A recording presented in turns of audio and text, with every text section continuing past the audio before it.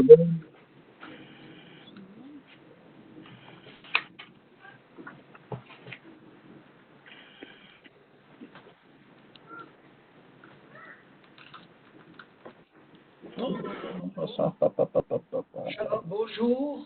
Bonjour, shalom à tout le monde. à tous. Bonjour. J'espère que tout le monde entend correctement. Alors je vais brièvement passer en revue pour voir que le son fonctionne et je vous demanderai durant le cours de veiller à ce qu'il n'y ait pas de bruit de fond afin de ne pas avoir à ce que la classe n'entende pas ce qui est dit.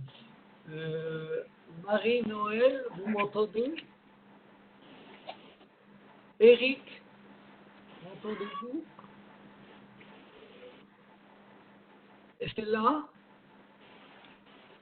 Estella, vous m'entendez? Estella, vous êtes entrée à 2 reprises. Oui, on aimerait parce que ça fait Il risque de faire un écho.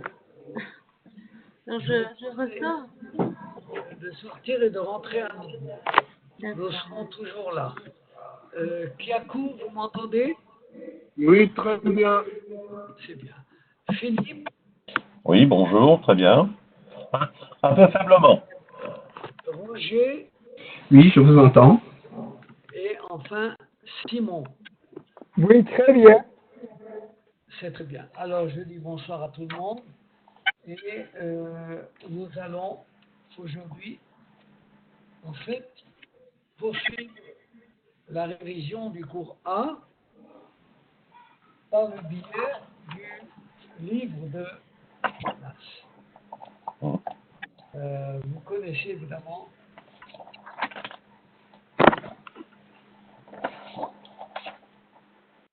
J'ai pu mieux le faire.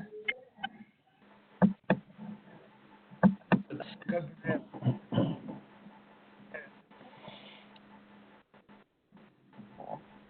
Un instant, je vais devoir fermer le son afin qu'il n'y ait pas de parasite. Et nous allons tout de suite voir des mots de vocabulaire qu'il s'agit de faire correspondre aux images. Alors, je vais vous indiquer comment faire pour prendre une flèche, n'est-ce pas, de couleur de préférence plus voyante, comme ceci par exemple, et de faire de sorte que les mots puissent correspondre aux images. En attendant, je vais m'absenter pour une demi-minute et je reviens tout de suite.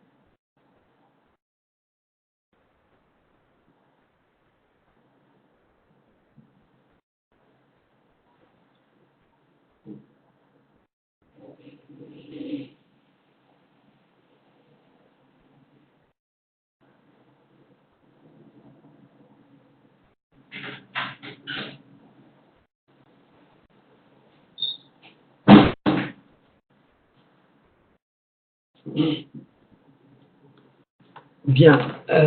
Alors, vous avez bien dessiné, en tout cas. C'est tout à fait correct. Je vais vous lire les mots et on va les faire correspondre à ce qu'ils représentent. Il a crié, Zaak. C'est le monsieur qui, évidemment, pousse un cri que l'on appelle une zeaka. C'est le substantif du verbe zaak. Voilà. Ensuite,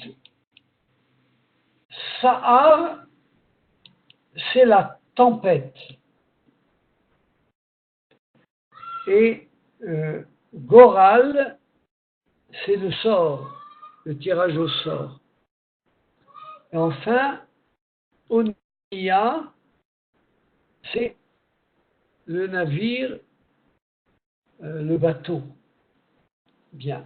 Évidemment, vous avez ces termes-là dans le récit que nous allons voir tout de suite. Et nous retrouverons à partir de là des mots qu'il faut correspondre avec leur traduction. Allez-y, comme vous l'avez fait précédemment. Eric, Estella, Philippe, Roger, celui qui veut. Je n'arrive pas à voir les traits. Vous avez sur la gauche les annotations et le petit serpent bleu en appuyant. Non, je ne l'ai pas sur mon écran. J'essaie de l'agrandir. Ah, je vois, ok. Alors, regardez. Neder, c'est un vœu. C'est parfait. Ensuite, Yaré veut dire il a craint. Tandis que Yira, eh bien, c'est la crainte. Et Ibri veut dire un hébreu. Yira, c'est la crainte. Voilà. Et Yaré, il a craint. Et dans le Yud Resh Aleph de la racine, vous le retrouvez dans le mot crainte. Bien que Yira, ce serait également l'idée de référence. Au fait, en hébreu, vous savez, il y a de nombreux termes pour dire la peur, par exemple. Et le mot yira fait partie de ce que l'on considère comme la peur, dans le sens de crainte, de révérence. Et il y a presque une vingtaine de mots pour différencier le sentiment de peur. Il y avait évidemment des situations différentes. La crainte n'est pas la même que la terreur n'est pas la même que la peur, etc. Et en hébreu, vous avez de très nombreux termes. Nous les verrons à l'occasion au fur et à mesure. Bien, en tout cas, Yira est intéressant dans sa définition de peur parce que vous avez la racine Resh, Aleph et He qui veut dire voir, percevoir par la vue. Dans l'idée de voir, eh bien, vous avez un vis-à-vis, on va dire. Et donc, le sentiment que vous ressentez en voyant au sens général du terme, au sens, je dirais, spirituel du terme. La perception en tant que sens vous amène vers un sentiment de crainte. Et donc la crainte est différente de la peur. Mais c'est un terme qui est composé, si vous voulez, du même élément qui peut être traduit par la peur. Quand on craint vraiment quelque chose, au point d'en avoir peur. Mais la crainte par elle-même n'a rien de terrifiant. Au contraire, c'est un respect, c'est un honneur, qu'il soit adressé à d'autres personnes ou qu'il soit surtout adressé au divin, évidemment. Et donc, Yira est l'une des définitions de la peur dans le contexte hébraïque, mais qui est en rapport à ce que l'on voit en face de soi, comme dans un miroir. Voilà la profonde signification, si vous voulez, étymologiquement, de ce qu'est yira, la crainte, qui vient du verbe ra'a, qui veut dire voir. Donc yaré veut dire il a craint. C'est ce que vous avez là. Il a craint. Évidemment, on ne peut pas s'attarder sur chaque terme longuement, mais on va, au fur et à mesure, pouvoir comprendre comment sont utilisés les termes hébraïques dans la Bible. Regardez le chapitre 1 du livre de Jonas. Il faut dire d'abord que Jonas, Yonah Hanavi en hébreu, est l'un des 12 petits prophètes. Maintenant, je dis petit prophète, ça n'est pas une question de grandeur par rapport aux grands ou petits prophètes. C'est tout simplement le fait que l'on a rassemblé 12 petits livrets, rouleaux, concernant les 12 prophètes, et que leurs livres sont relativement moins grands et moins importants, les parchemins, à vrai dire, ce ne sont même pas des livres, que ceux de Isaïe et de Jérémie, etc., des grands prophètes. Les grands prophètes sont tout simplement des volumes plus importants. Ça n'est pas la grandeur ni l'importance du prophète en lui-même. Donc, quand on dit Yona est un petit prophète, ce n'est pas en comparaison au grand, c'est en comparaison au livre qui parle de ce prophète. Par exemple, le prophète Amos est un énorme prophète, un très grand prophète. Et pourtant, il fait partie des 12 petits livres de prophètes. Son livre est tout simplement petit. Le livre d'Amos, le grand prophète. Alors, Jonas, on va voir tout de suite de quoi traite le livre de Jonas. Alors, on va lire d'abord ce verset, du chapitre 2, le premier verset, et on va essayer d'expliquer. Marie-Noël, vous voulez lire peut-être? Oui. Bonsoir déjà. Je ne vous entendais pas au début en fait. J'avais un souci d'audio. Vous dites? Alors, Veiman, Adonai, Oui. Dad, Gadol, Liv,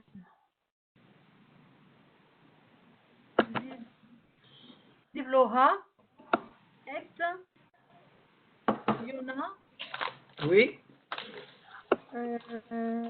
Vaihi, Yona, pardon. Oui, C'est Bim et Adag, oui, Shelosha,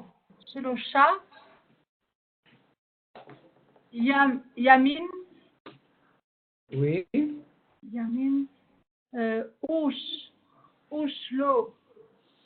Ushlosha, Leil, Leiot. bien. C'est très bien, vous avez lu correctement. Vous voulez traduire les mots que vous connaissez ou lire simplement la traduction, comme vous préférez. Et l'Éternel suscita un poisson pour avaler Jonas. Et Jonas resta dans les entrailles du poisson 3 jours et 3 nuits. Voilà. Alors, vous allez constater que le verbe vayeman est assez curieux, je dirais pour le moins, parce que, en fait, ce n'est pas faire, ce n'est pas créer, ce n'est pas tous les autres verbes que nous connaissons régulièrement dans la Bible pour débuter un verset. C'est le verbe utilisant le bras droit, Yémin. Le bras droit, c'est le terme que nous retrouvons pour dire la puissance de l'Éternel, la force par laquelle des miracles peuvent être faits. Et donc, l'un des premiers petits miracles de ce récit, eh bien, c'est ce poisson énorme qui va venir avaler Jonas. Et donc, le Seigneur a suscité, par son bras droit, on va dire, par sa capacité de susciter des miracles, afin d'avaler Yona. Et vous voyez que le mot livloa est à l'infinitif. Donc c'est le but du grand poisson. Tout simplement d'avaler Yona. Et vous voyez que le mot dag et gadol sont tous les deux au masculin singulier. Il y a un accord entre l'adjectif et le nom, évidemment. Eh bien, c'est le moment maintenant d'expliquer le nom de notre héros, Yona. C'est un drôle de nom parce que ça veut dire une colombe. Voilà, c'est la signification véritable du mot. C'est une colombe. Vayehi Yona bime'e adag veut dire que Jonas resta dans les entrailles du poisson. Me'aim, ce sont les entrailles.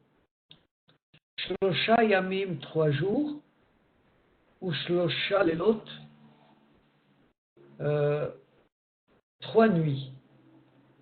Vous remarquez que dans Vayeman, c'est un passé narratif. Un passé narratif dans lequel le temps n'est pas précisé.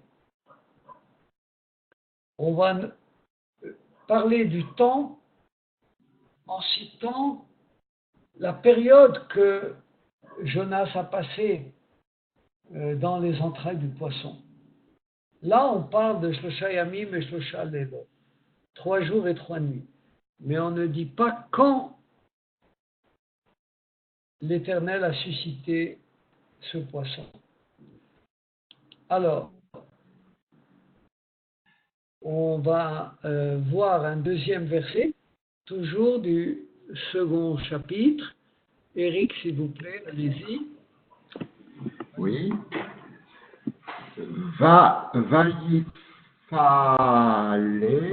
Vaïphalel, non. Vatfalel, oui, Vatfalel. Yona, El Adonai, Elohim, Me Adaga. Bien. Et la traduction? Et Jonas adressa une prière vers son Dieu des entrailles du à l'intérieur. Oui, exactement, à l'intérieur, à partir des entrailles du poisson. Tout à fait. Voilà. Donc, El Hachem, vous l'avez bien traduit, à l'éternel. Adonai ou Hachem, c'est pareil. Vous l'avez dit, son Dieu. Elohab, son Dieu à lui. Jonas se soumet à l'autorité de son Dieu. Et il va adresser sa prière à partir de. Mais D, c'est directionnel si vous voulez. Ensuite, le mot daga est un féminin de dag. Et c'est une question de style. On va dire que c'est peut-être plus poétique de parler de ce poisson comme étant une poisson et non pas un poisson. C'est une question de style tout simplement. Voilà de quelle manière se présente le second verset du second chapitre. Alors le mine que nous avons signalé tout à l'heure est avant tout une préposition qui veut dire de. Elle peut être attachée au mot qui suit. Par exemple, de l'or se dit zahav. Et pour dire en or, vous dites mi zahav. Et le zain que vous devez ajouter sera toujours accompagné d'un dagesh. Le dagesh que vous avez là.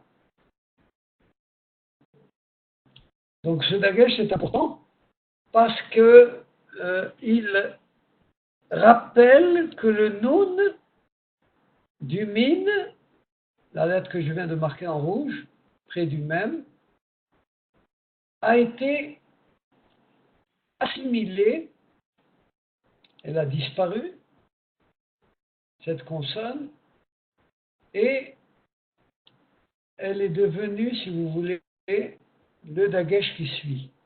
Voilà de manière brève la procédure pour dire min zahav, on dit mi zahav. Le noun est devenu dagesh. Voilà la manière de attacher le de au mot qui suit tout simplement. Min zahav devient mi zahav pour dire en or. Donc le noun final s'assimile à la première lettre du mot et apparaît comme un dagesh. D'où l'importance du dagesh. On verra que toute la grammaire hébraïque rappelle tout le temps les règles concernant le dagesh parce qu'ils sont à la base de la syntaxe hébraïque. Alors, regardez la question d'accord. Haddag, le poisson, on doit ajouter l'article grand, Hagadol, et enfin la suite de la phrase. Bala et Yona a avalé Jonas. Dans cet exercice, vous devez entourer le mot que l'on vous propose dans les trois possibilités, soit Navi, soit Nevi'im, soit Han-Navi, au niveau du complément de la phrase Hadag Bala Et. Alors allez-y, Stella, quel mot vous choisirez entre les trois pour le placer ici? Je vais le placer en haut, juste ici, d'accord. Alors, Hadag, Bala, Et, Hanabi. Oui, très bien. Hanavi. Donc c'est celui-ci. Voilà. Bala et Hanavi.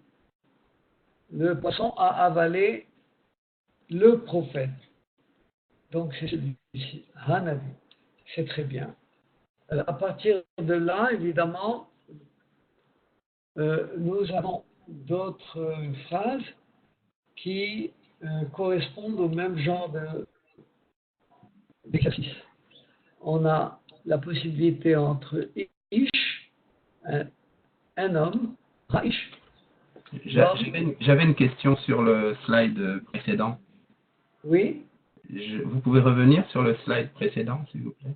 Et si on voulait dire que le poisson a avalé un homme, on aurait dit Navi. Et Navi. Hadag Bala Ish. Un homme et Non, un prophète. Pas le prophète. un homme n'est pas défini, donc vous n'avez pas besoin. Un prophète. Le poisson a avalé un prophète.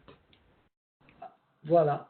Si le prophète n'est pas défini, ça aurait été Navi, c'est ça? À ce moment-là, le poisson a avalé un prophète, vous n'avez plus besoin du et, et vous direz Hadag Bala Navi, tout simplement. Vous voyez, le et vient devant l'article défini pour préciser le D'accord. COD. D'accord. Voilà. Ok, merci. Si le COD n'est pas précisé, on n'a pas besoin du et.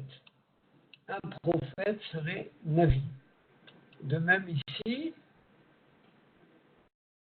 à vous de choisir entre Ish, Ra'ish et Isha. Lequel convient? Hadag Bala et Ben Ra'ish, évidemment. Le fils de l'homme. L'homme est avec un L apostrophe et là, le L apostrophe n'est autre que le He que vous avez au début. C'est ça. Voilà l'équivalent de l'homme. Le fils de l'homme, Ben Ha'ish. Et enfin, le dernier, Hadag, le poisson, 3 petits points. Comment direz-vous? Le poisson est grand.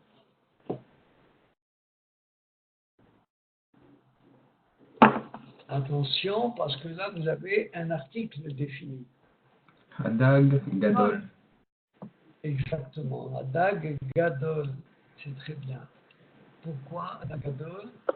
Parce que l'article est devant le mot substantif et Gadol n'est que l'adjectif. Voilà. Ce n'est pas le grand poisson, c'est le poisson qui est grand. Bien, c'est parfait. On revient à notre récit de Jonas. Vous pouvez lire? Oui. Allez-y, s'il vous plaît. Vayomer Karati Misara Li El Hadonai Vayaoneni Mi beten Sheol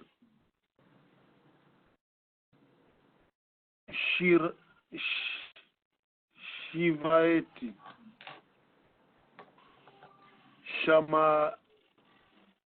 Shamata Koli,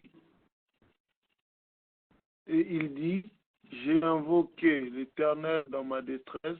Non, j'ai invoqué, oui.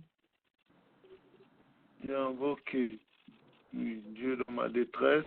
Partir de ma L'éternel. Et tu J'ai as invoqué à partir de ma détresse éternelle, et il m'a répondu. Du sein du Sheol, exactement. sein du Sheol, je l'ai imploré, et il m'a répondu. Eh bien, c'est très bien, vous avez bien traduit. Et en fait, Vayomer, il dit. Et quand vous avez le Vayomer, vous pouvez être sûr qu'un discours direct va s'en suivre. Il a dit 2 points, et on va voir qu'est-ce qu'il a dit. Karati mitzarali, j'ai invoqué à partir de ma détresse El Hachem, vers l'Éternel. Autrement dit, j'ai invoqué l'Éternel à partir de ma détresse. Vaya aneni, et il a répondu moi. Autrement dit, il m'a répondu. Mi beten sheol, shivati shamata koli. Mi beten sheol, du ventre littéralement, du Sheol. Le Sheol est une définition, si vous voulez, de ce qui est redouté dans l'au-delà, c'est-à-dire l'enfer.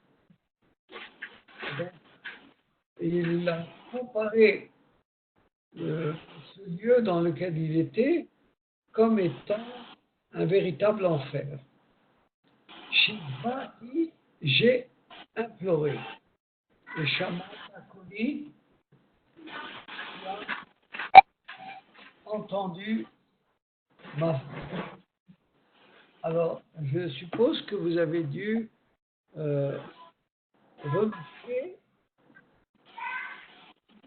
l'effet de l'allitération. Souvent dans la Bible,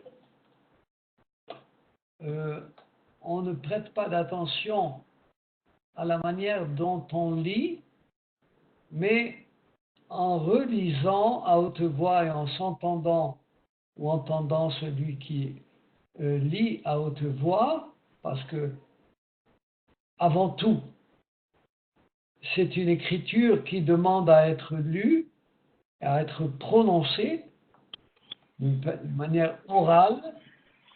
Alors, on constate, eh bien, des allitérations.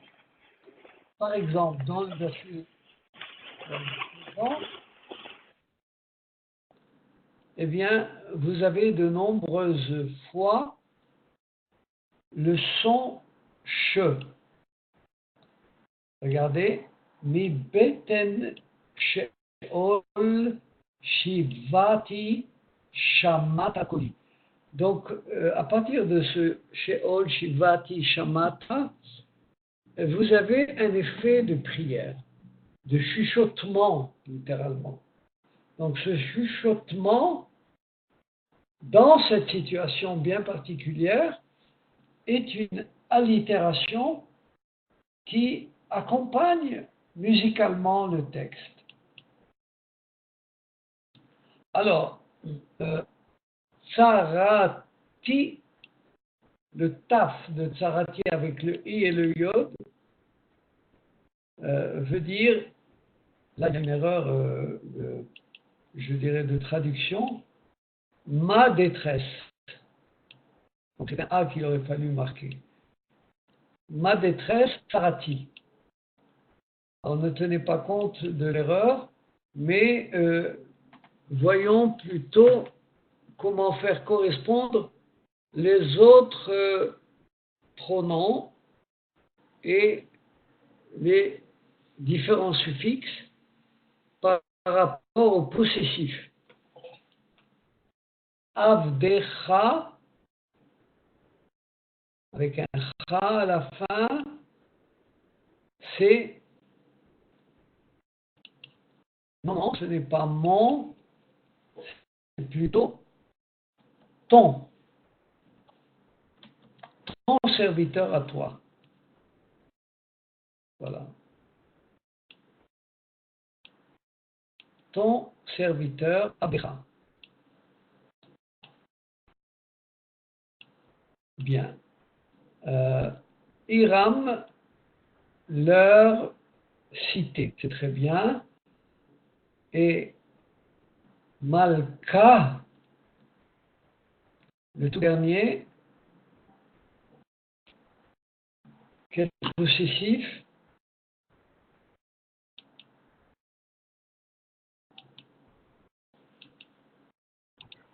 Son roi, tout à fait. Bravo.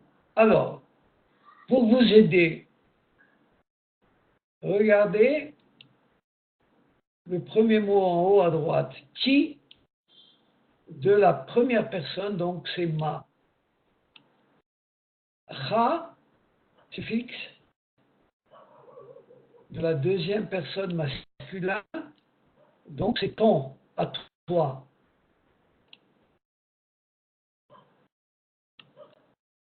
Malka, avec un dagage dans le hé, eh bien, son roi à elle, au féminin singulier. C'est important de se souvenir qu'il s'agit d'un féminin singulier, puisque c'est son roi à elle, Malka. Et Hiram, vous l'avez bien traduit, leur ville ou leur cité. C'est très bien. Jacques, si vous voulez bien relire les mots sur la gauche, avec leur traduction, sur le tableau de gauche. Alors, Beten, Oui, qui veut dire ventre, Bala, Avala, Mehaïm, les entrailles, Anna répondit, c'est Sarah de la détresse, et Sherol, voilà, c'est ça, Sheol. bien. Alors, là, nous avons, si vous voulez bien, Philippe, un nouveau verset du second chapitre toujours. Baptiste Lecheni. Alors, Vati, Shi, Vai, Li, Oui,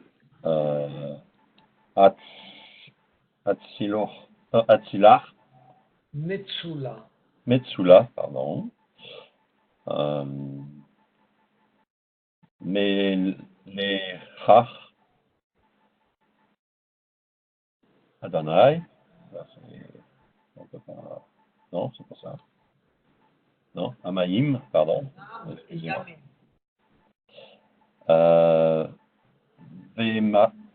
Vemahach,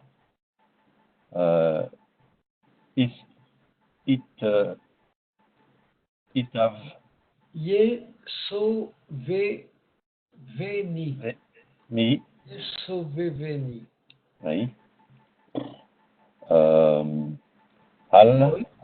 Kol, pardon. Oui. Mishma, Chaim, Chair,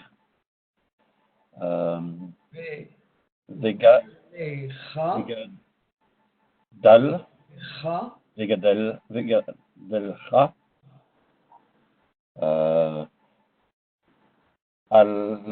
Alaï, Bien. Avarou. Avaru. C'est très bien. Alors, traduisez. J'essaye de faire des progrès, hein. Mais oui. Mais oui, je travaille. Très bien. Donc, Dans- tu m'as jeté dans les profondeurs, au fond des mers, donc là c'est bien insisté, et les courants m'enveloppaient, toutes tes vagues et tes lames passaient sur moi. Bien. Alors, Levav Yamim vient de Lev. Lev, c'est un cœur. Et là, vous pouvez dire le cœur des eaux. De manière Le cœur des mers. la profondeur des eaux. Et Nahar, c'est un fleuve. De quel fleuve parle-t-on lorsqu'il est question de l'océan? Au centre, vous avez la distance horizontale et la distance de la profondeur qui est verticale, et le courant, le nahar, le flux qui renverse tout cela. Alors, vous voyez bien que la description biblique de cette situation est particulièrement forte parce que l'on ressent aussi bien les profondeurs de la mer que les courants qui enveloppent cette pauvre navigation et les vagues qui se brisent à l'intérieur même de la mer en passant sur le navire. Donc, Yam, c'est la mer. Yamim est un pluriel de Yam, justement pour renforcer la grandeur de sans doute cet océan d'eau qui se déverse. Voilà. Et donc, vous avez des racines comme le Shin Bet Resh qui, en fait, parlent de vagues qui se brisent. Parce que l'ishbor, la racine, veut dire briser. Et c'est de là sans doute que vient également l'idée de vagues se brisant comme des écueils sur les rochers, par exemple, quand elles arrivent sur le rivage. Mais à l'intérieur des eaux, c'est d'autant plus dangereux, évidemment, puisque la tempête ne s'arrête pas. Voilà une manière de faire entrer le lecteur dans ce qui est ressenti objectivement. Alors, on va essayer de retrouver la racine de chaque mot et d'en deviner la définition.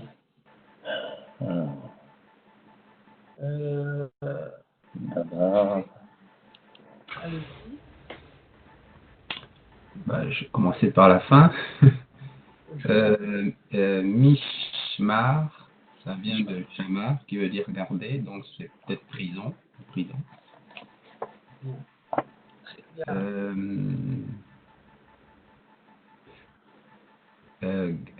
Galav.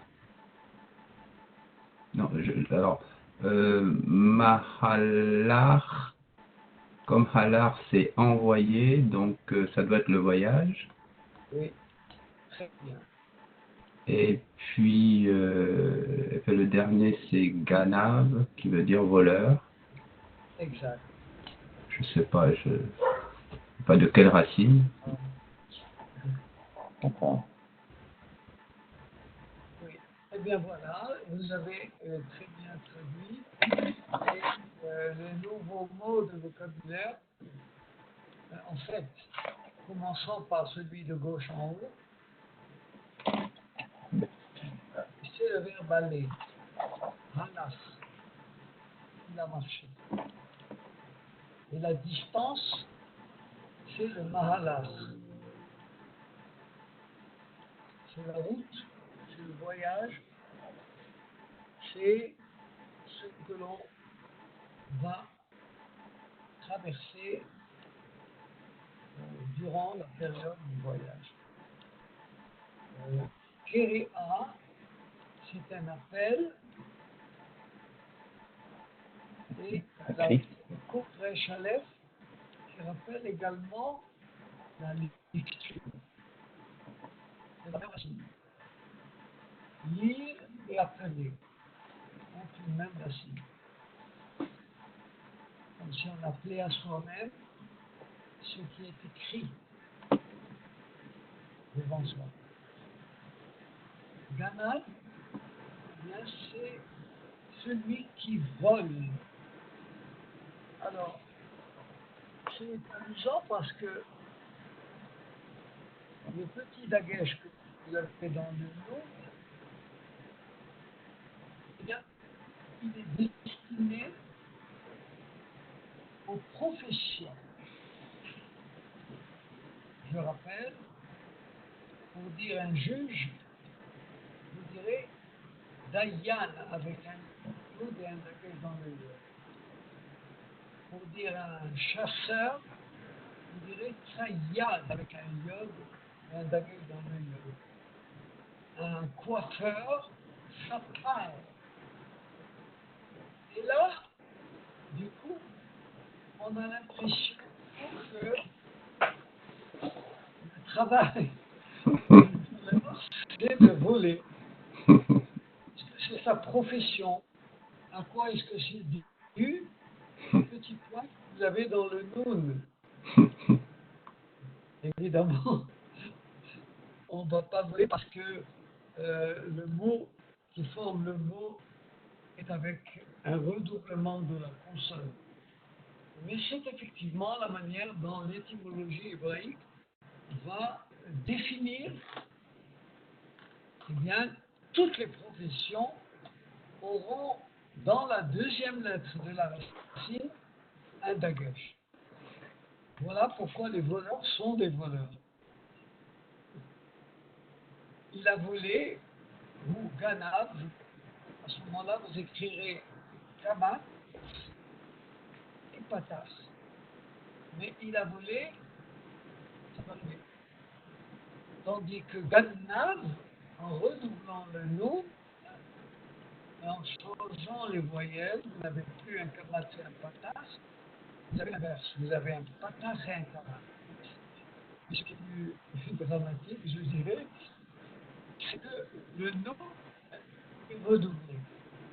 Il est décidé, et l'ignove, l'infinitif, va servir pour prouver le voleur, ganna. Voilà. Donc faites attention au point à l'intérieur de la seconde consonne de la racine. Mishmar va indiquer un lieu par le mi qui précède. Ce préfixe que j'ai marqué en jaune a le rôle d'indiquer un lieu. Et voilà que notre voleur va se retrouver en prison.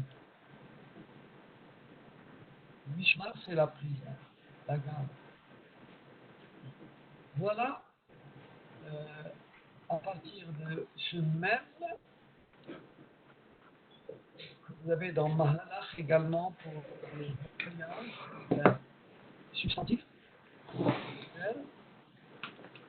Donc, c'est un lieu précis.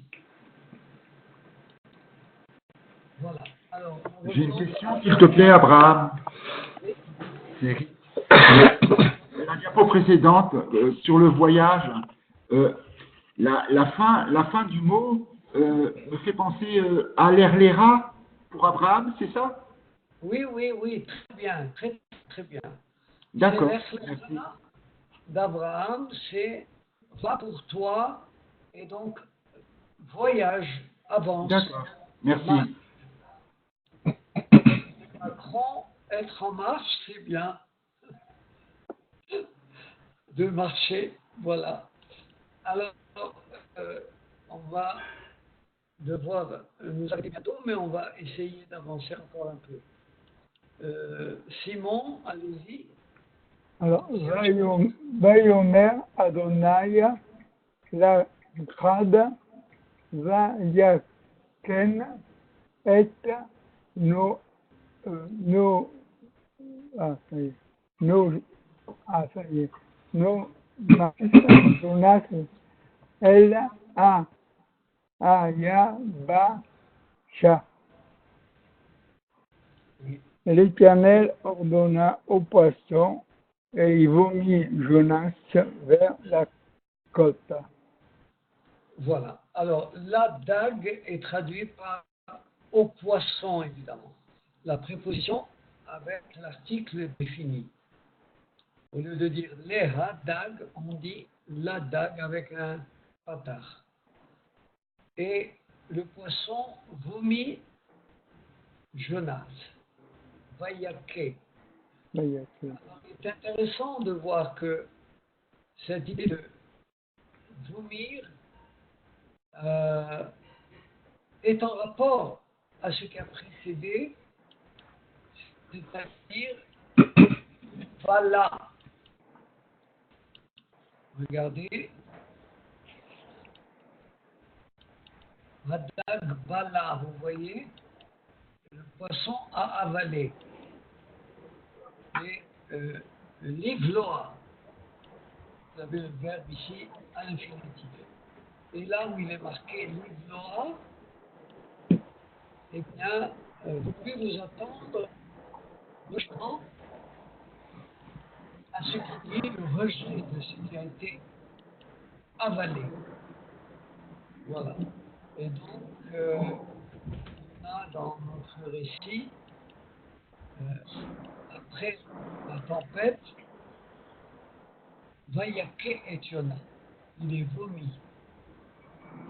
El Ayavasha vers la côte. Donc c'est une description, je dirais tout simplement physique, en contraste avec le fait d'avaler.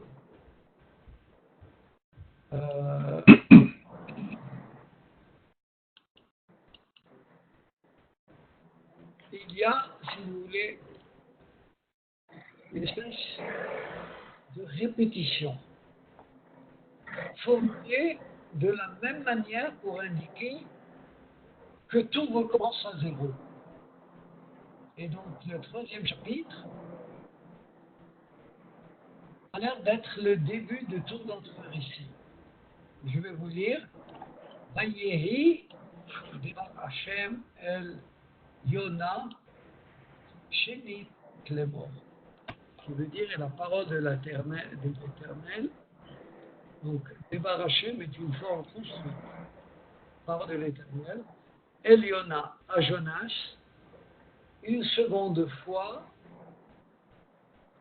pour dire. Donc, on va tout reprendre à zéro. Là, on va indiquer, si vous voulez, un nouveau recommencement. Et un petit exercice avant de quitter. Elle, qui veut dire vers, bétos à l'intérieur de, vifné devant, mine vers et al sur. Alors on va dire que al, c'est le numéro 1 évidemment. On va dire hi al habayit. Que veut dire mine?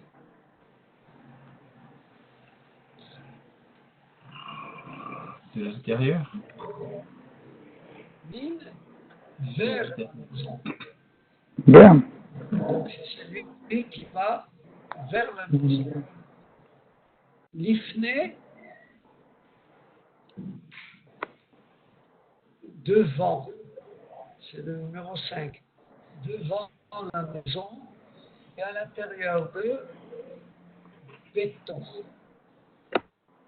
Béton Habayit. Tandis que celle qui s'éloigne, pardon, le mine c'est plutôt le 4, et elle c'est le 3. Il va vers la maison.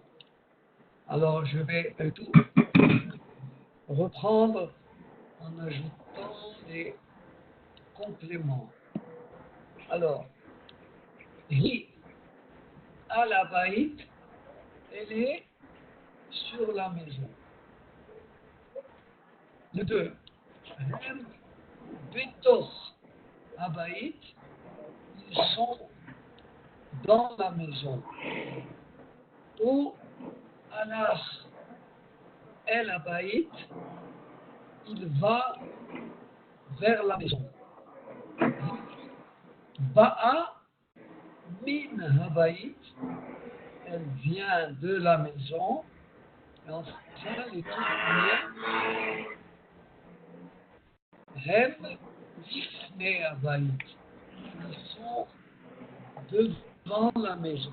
Je crois que nous n'ayons suffisamment de temps pour nous exercer, mais on va rapidement, si vous permettez, lire les 2 dernières diapos. On a dit que tout recommençait à 0, donc le verset reprend la même formule que précédemment.